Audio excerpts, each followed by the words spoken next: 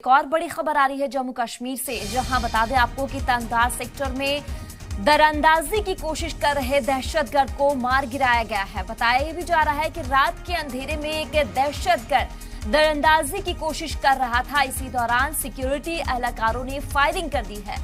कई राउंड की फायरिंग के बाद जब सिक्योरिटी एहलकारों ने इलाके में सर्च ऑपरेशन चलाया है, तब झाड़ियों में दहशतगर्द की लाश मिली है। दहशतगर्द के पास से 3 AK-47 समेत कई राउंड की गोलियां भी इनके पास से मिली है। साथ ही एक चाइनीज ग्रेनेड भी मिला है। तो बड़ी खबर आपको जम्मू कश्मीर से बता रही हूं। यहां पर बताते चलूं कि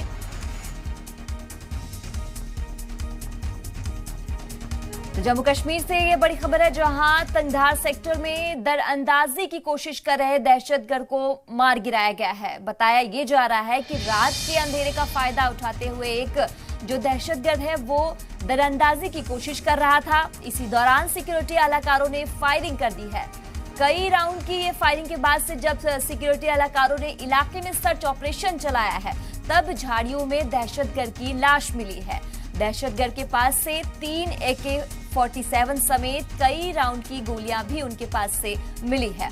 साथ ही एक चाइनीज ग्रेनेड भी मिला है। तो इन दहशतगर्दों के पास से 3 AK-47 मिला है, जबकि एक की लाश मिली है।